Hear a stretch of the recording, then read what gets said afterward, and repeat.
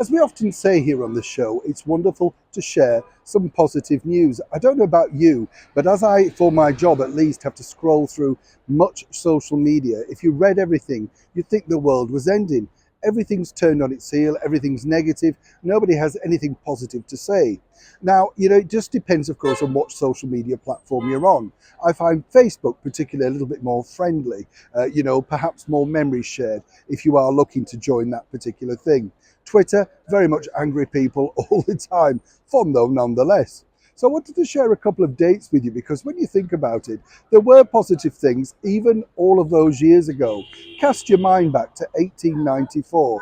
I know, I'm pulling your leg, of course, but in 1894, the then Prince of Wales opened this famous London landmark. That's right, Tower Bridge in the very heart of London. Still a spectacular sight today. Often, when you walk past it, you just can't believe the wonderful feat of engineering. And when you consider how it's been used in movies, and so many people have walked across it, so many people have stood in front of it, it truly is a monument in history. Well, on this day in 1894, as I say, the then Prince of Wales officially opened Tower Bridge to traffic for the first time.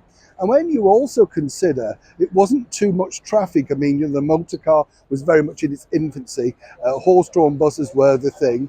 And the king, apparently, when he opened this official bridge, basically said, oh, look, it's just an informal sort of do, not worries. But then they decided to put on a bit of a banquet for him because they knew, as you know, with the Prince of Wales, he did like a snack wherever he went. And they figured that if they were to feed him, he might stay around longer. And that was good for publicity. You see, nothing changes.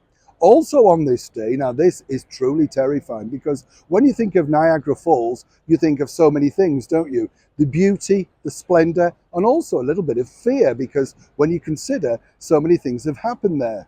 For many, of course, it could really only be Joseph Cotton and Marilyn Monroe in the 1953 mega hit Niagara. But for others, way back in time, including this particular person, Blondell, well, basically, they really did dare everything. Let me explain.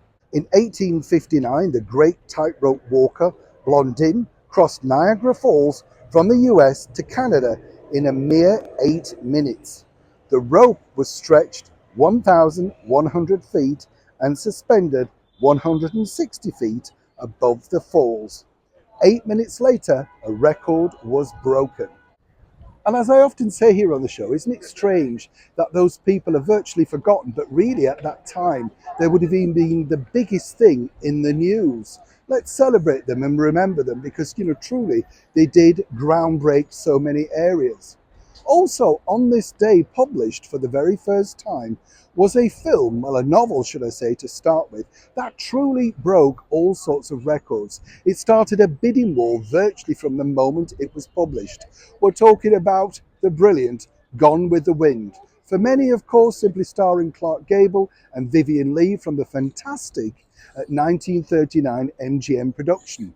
Now, when it was published, it was seen as a little bit, shall we say, racy. How times change, eh? But now, of course, it's seen more really as a movie classic. And again, as one of those wonderful Hollywood stars that I was lucky enough to interview over time, Mickey Rooney told me one of the biggest problems why Clark Gable eventually fell out with MGM and Louis B. Mayer was he simply wanted to own one of the frames of the film, which would have meant, of course, untold riches. Now, everybody remembers him as Rhett Butler and that infamous line. But apparently the bosses, including everybody in New York at Lou's Inc., simply wouldn't cut him in.